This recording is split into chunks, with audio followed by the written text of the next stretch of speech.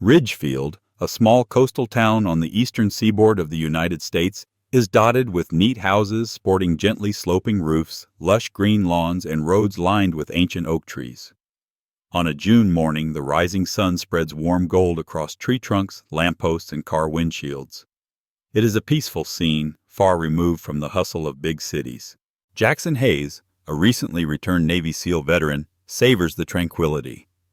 After completing a long overseas assignment, he is staying in the modest home his parents left him. Though unassuming, the house carries sentimental value and is nestled a short 15-minute drive from the town center, which features a pharmacy, a local diner, a hardware store, and the mid-sized supermarket Green Valley Mart. Early that morning, Jackson drives to Green Valley Mart to pick up supplies. His attire is simple: a gray t-shirt with a small American flag emblem on the chest, dark jeans, and comfortable sneakers. Strangers would never suspect that beneath his calm demeanor lies the rigorous training and discipline of a Navy SEAL. For a midweek day, the supermarket parking lot is unexpectedly busy. Jackson notices a few open spots toward the far end, under a large maple tree. He steers his well-worn sedan into one of those empty spaces. Before he can shift his gear into park, he hears a short, impatient car horn blast from behind, prompt, sharp, and demanding. Checking the rearview mirror, he sees a large white SUV. Perhaps someone's in a hurry, he thinks casually, not giving it much weight. He fully parks, engages the handbrake, and moves to exit the car, bracing himself for a possible confrontation or complaint. Little does he know that this seemingly trivial moment will escalate into a full-blown incident. Caroline Baxter, in her early 40s, steps out of the white SUV with a resolute, frustrated gait. She's dressed in a stylish navy blue dress, high heels, and has a designer handbag dangling from her arm. Her hair is fashionably cut into a blonde bob, and behind her large designer sunglasses, her face is twisted in annoyance. Caroline regards herself as someone who always gets her way. Her sense of entitlement is well known among the locals who have seen her brag about her fancy home and lavish lifestyle in the town's wealthiest district. This morning, she assumed she would glide into the parking spot near the store entrance without a hitch. No turn signal, no courtesy, simply an expectation that the space belonged to her. Seeing a black man occupying the spot she had targeted, her temper flares. She marches briskly across the parking lot, high heels clicking on the asphalt in a staccato rhythm. Meanwhile, Jackson has just stepped out of his car. He stands calmly, already sensing a confrontation looming. Caroline closes in, her voice echoing across the lot. "Hey, you there! What do you think you're doing? That is my parking spot." Jackson gives her a measured look. There are still a few open spaces, albeit farther from the entrance, but he opts to respond politely. "I didn't see your name on it," he replies gently. There are still spots available at the far side. Caroline's face contorts in disbelief and fury.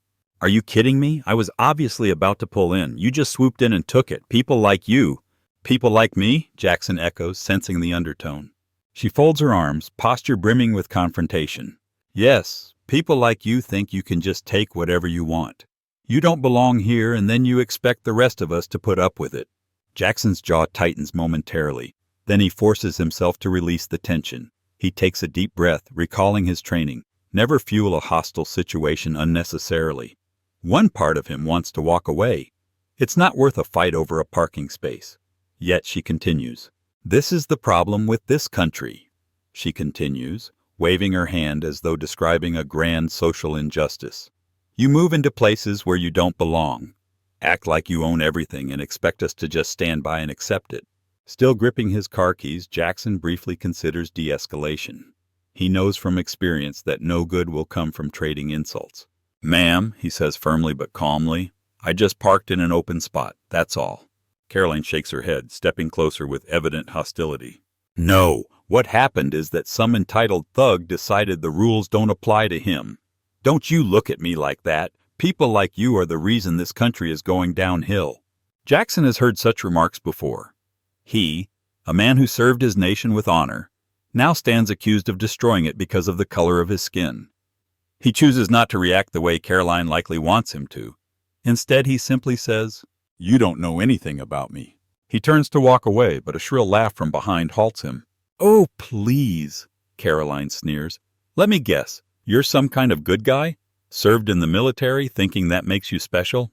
Jackson stops, slowly pivots to face her. "I've bled for this country," he states, looking directly into her eyes. "And someone like you has no right telling me I don't belong here." Caroline laughs derisively, flicking back her blonde bob as though unimpressed. "Bled for this country? A likely story. People like you are all talk. Stop acting like a hero. If you really served, where's your uniform, your ID? You're just another thug who lies." Jackson feels a flash of anger burning inside. Memories of harsh deployments, of men he lost on missions, of being on the brink of death to defend the very liberties this woman abuses, all well up in his mind. But he forces them down, remembering, "Stay calm. I don't have to prove anything to you," he says quietly. Seeing she can't provoke him with words, Caroline's rage only mounts. She aims to humiliate him completely. The next moment she does something Jackson never anticipated. Without warning, Caroline rears back and slaps Jackson across the face, hard. The crack resonates in the busy parking lot. Shocked, Jackson reflexively steps back, one hand going to his burning cheek. Nearby, a young woman named Ella Thompson, who just exited the supermarket, gasps in disbelief. She hurries over. "Oh my God, what did you do that for?" Ella exclaims, looking at Caroline. Caroline, initially startled by her own action, recovers in seconds and sneers with twisted satisfaction. "That's for stealing my parking spot, you worthless!" Her words drip with cruelty. Jackson, fighting a wave of anger, keeps his composure. He thinks of his training. Using lethal force or aggression is a last resort, not for a petty act of violence. "You just assaulted me," he says in a steady voice. "I could call the police." Caroline smirks as though unconcerned. "Go ahead and call them. See who they believe. Me, a poor woman threatened by a big, scary black man? Or you?" Ella steps in. "I saw you slap him. You can't deny that." Caroline snarls at Ella. "Who are you, his girlfriend? Mind your own business." At that moment, a male voice booms from behind, and both women turn. Michael Baxter, Caroline's husband, has arrived, carrying a shopping bag. He notices his wife's furious expression, the red mark on Jackson's cheek, and quickly deduces who is the target of her wrath. "What's going on, Caroline?" he demands. Michael Baxter is about 45, tall but slightly overweight, sporting a faded tattoo of the American flag on his arm. He wears khaki shorts, a polo shirt, and slip-on shoes. His eyes flick to his wife, registering her rage, then to Jackson, who stands calmly but alert. "That man," Caroline says, pointing at Jackson with a trembling finger, "snatched my parking spot, insulted me, and I had to defend myself."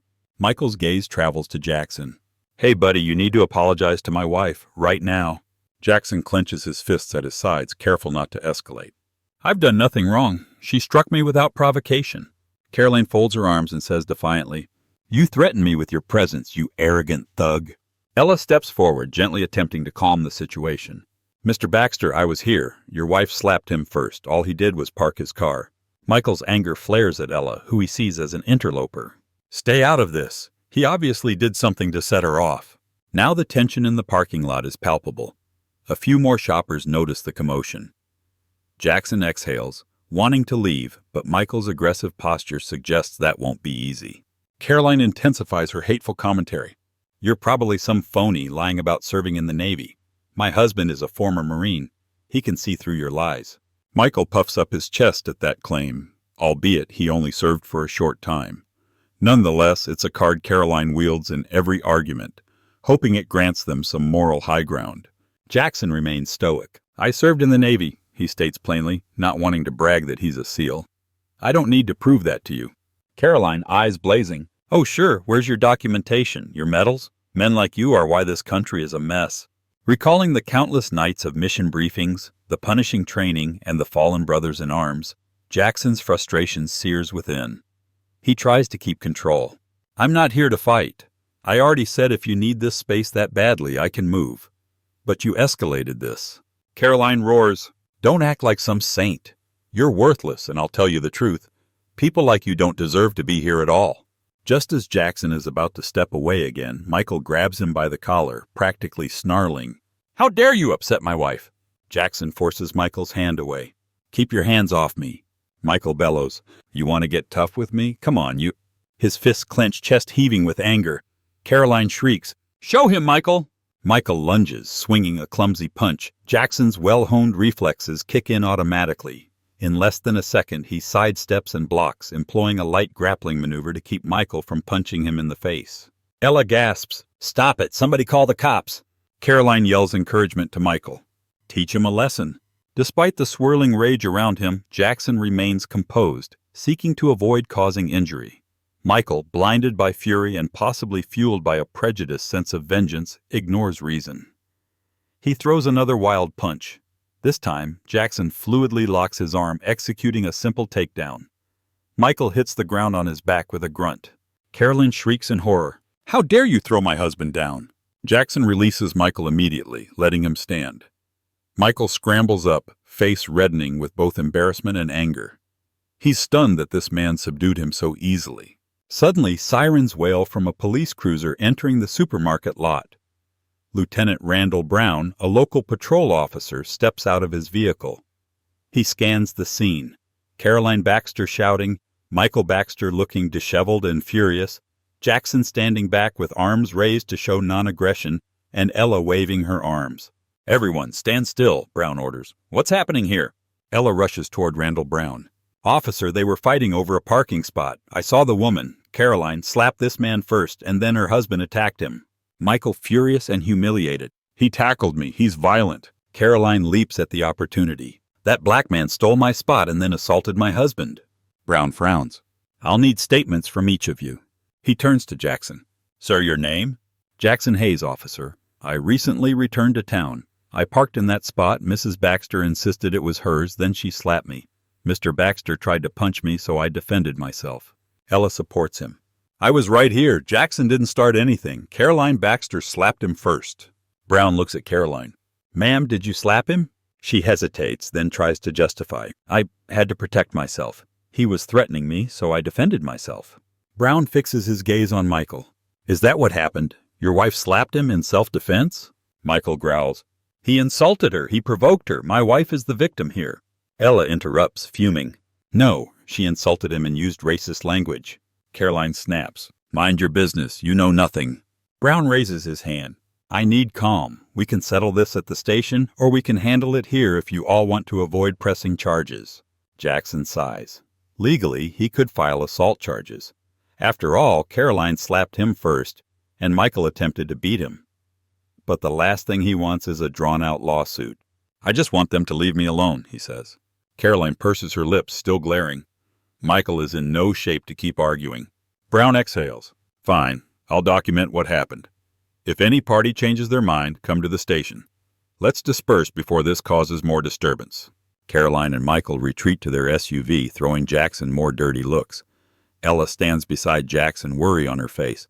"Are you okay?" Jackson gingerly touches his stinging cheek. "Yeah, I'll be fine, thank you." The police officer quietly advises Jackson. "Be careful. If they want trouble, they might come back." As Lieutenant Brown prepares to drive off, he looks at Jackson and says, "You have the right to press charges, Mr. Hayes." Jackson recalls the sting of Caroline's slap, the humiliation, and the frustration he's felt. But he also knows how ugly this could get. "No, I don't want to press charges. I'm not looking for vengeance." Brown gives a curt nod. "All right, but do remain cautious. People like that often don't let go easily." Jackson thanks him. He watches as the Baxters' SUV pulls away. Caroline is still fuming, leaning out of the passenger seat window to shout something inaudible. Jackson stands there, reflecting on the bizarre reality. He risked his life overseas, only to return to face hatred in his own hometown. Back at their upscale home, Caroline paces the living room while Michael sets down the grocery bag. He's seething with resentment at having been toppled so quickly in public. "Michael," Caroline snaps, "we can't let him humiliate you like that. He's just some lowlife. Who does he think he is?" Michael clenches his jaw.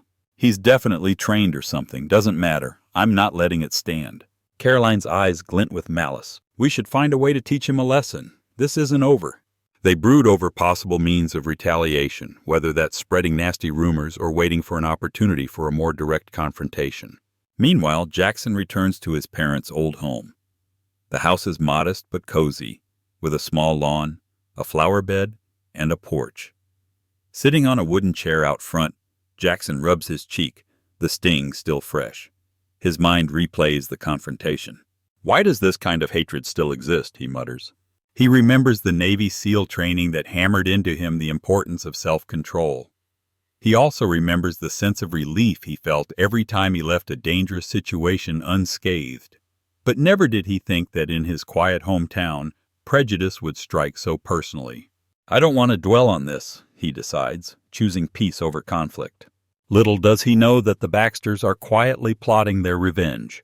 A few days later, Jackson sits in a small cafe near Ridgefield's shoreline, enjoying the mild sun. To his surprise, he spots an old Navy friend, Milo Green, also recently discharged and passing through to visit relatives. Milo joins him at the table and they share a warm hug. Milo notices a faint bruise on Jackson's cheek. "You okay, man? You look tense," Milo asks. Jackson recounts the parking lot incident with Caroline and Michael Baxter. Milo listens intently, his expression darkening.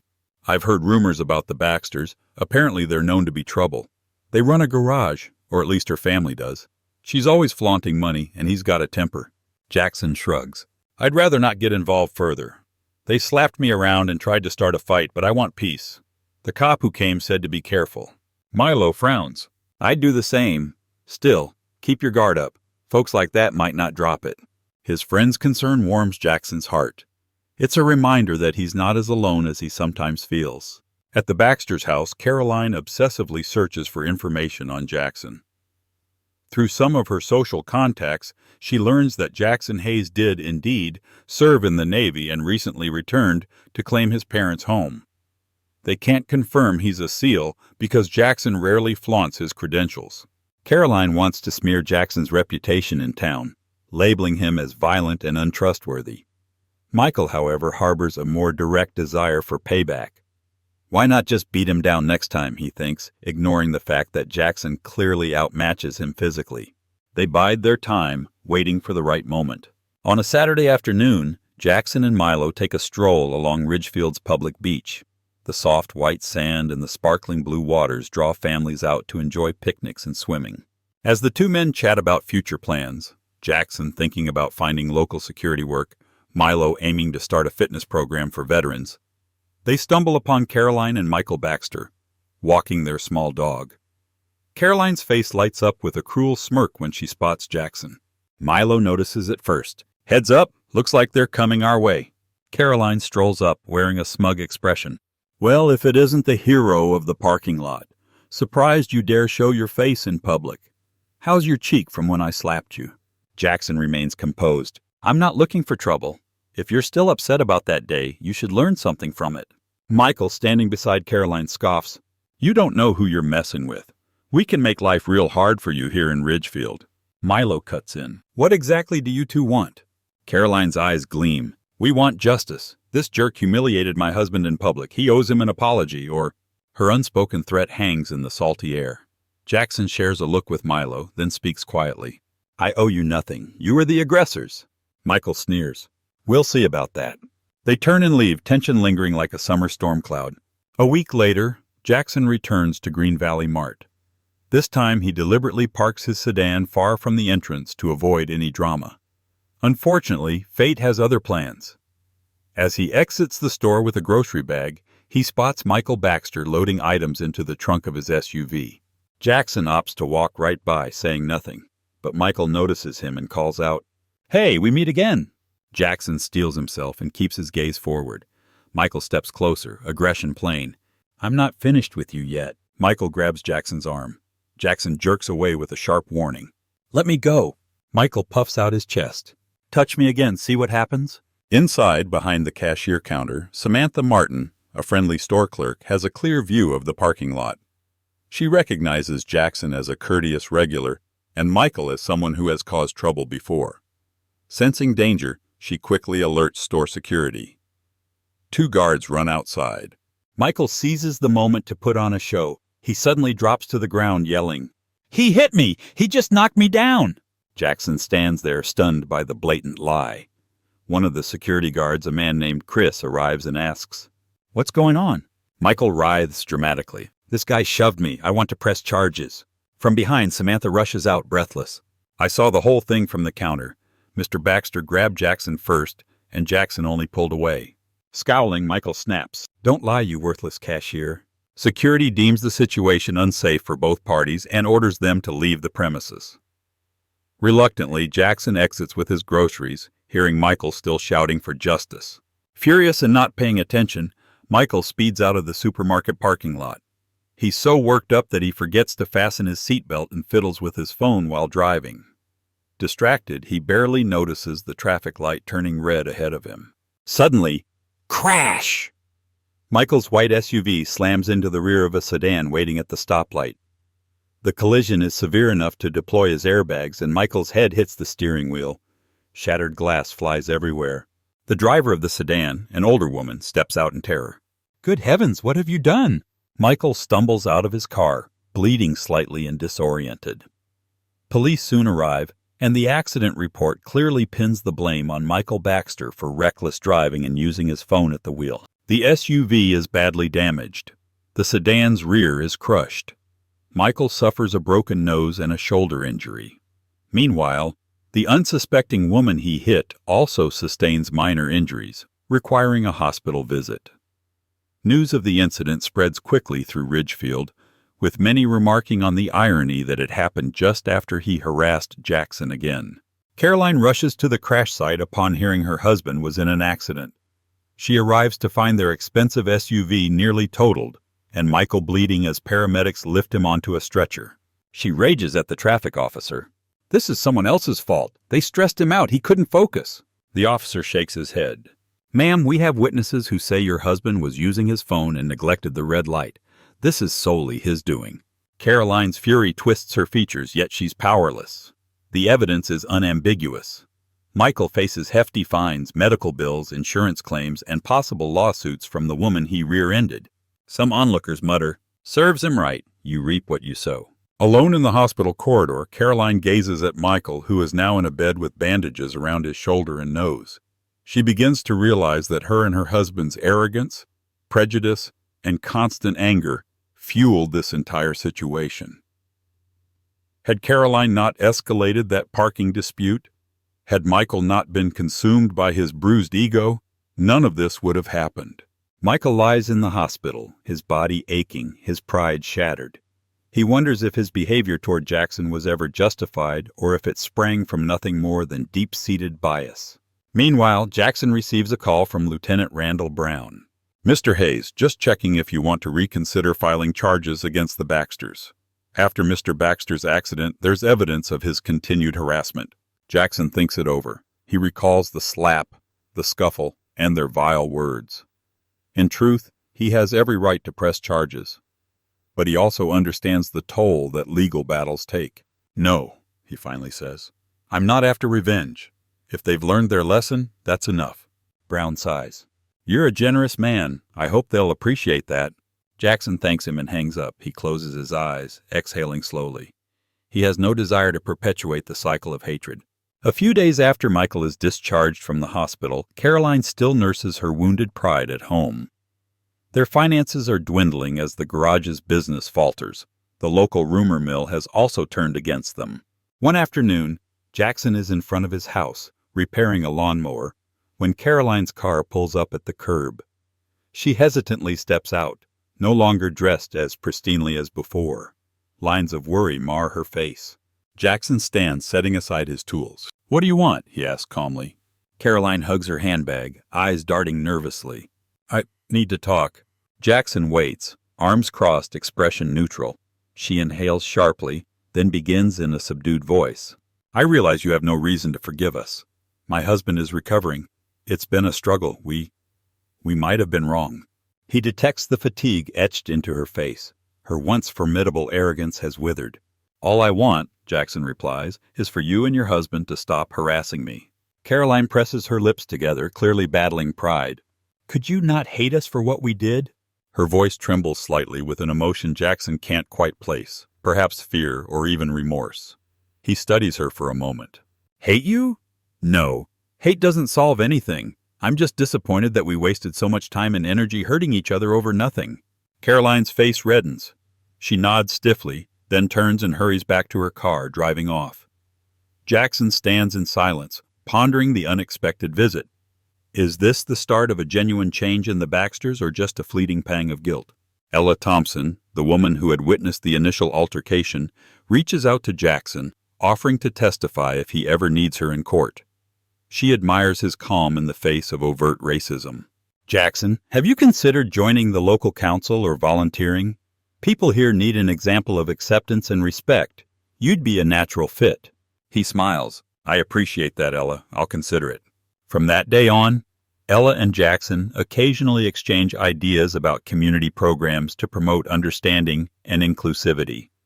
In a town that showed him both hostility and kindness, Jackson recognizes there is room for change. Time passes. Michael Baxter slowly recuperates from his injuries, although his shoulder remains sore, and he faces physical therapy. The garage is on the brink of bankruptcy, and old friends have distanced themselves from the Baxters due to gossip and revelations of their confrontations. Caroline, resigned to these hardships, has toned down her once haughty demeanor. She no longer brags or demands attention. The repeated setbacks and financial woes offer her a stark reminder that arrogance and hostility bear bitter fruit. Late one afternoon, Michael sits in the living room, staring out the window at a withering garden. He remembers the utter helplessness he felt when Jackson pinned him to the ground so effortlessly. The memory that stands out isn't just being overpowered, but Jackson's restraint. A physically superior man who refused to hurt him further. He's not the monster we made him out to be, Michael mumbles to himself. Maybe we were the problem. Caroline overhears from the next room but remains silent. One crisp morning, Jackson gets a text from Michael Baxter. This is Michael. I'd like to meet and talk. Jackson hesitates, but curiosity wins.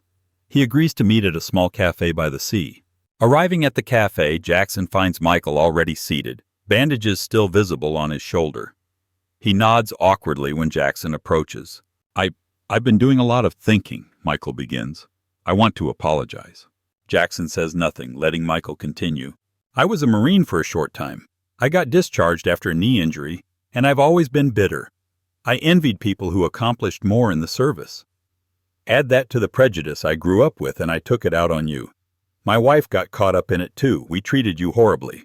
Michael sighs, guilt etched in his voice. I'm not saying we'll magically change overnight, but I'd like to try.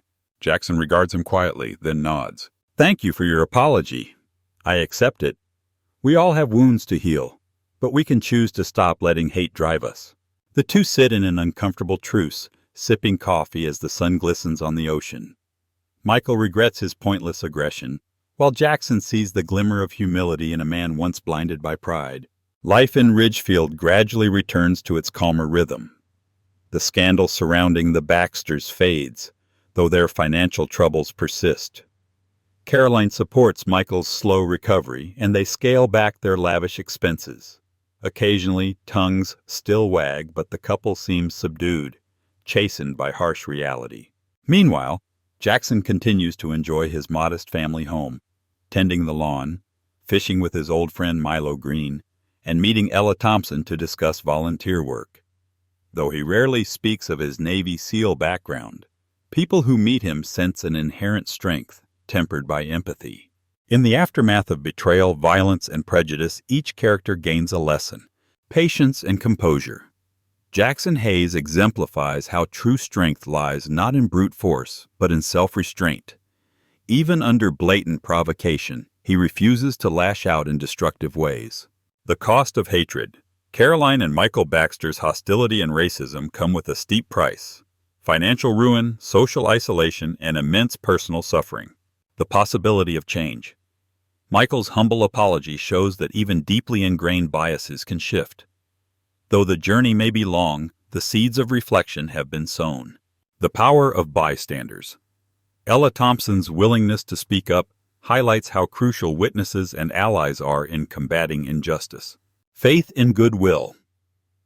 Jackson chooses not to retaliate legally or physically, believing compassion can break cycles of animosity. He offers a shining example of humanity, even to those who wronged him. In the final scene, Jackson stands near the shore, watching gentle waves lap at the sand. He breathes in the salty air, whispering words only the wind catches.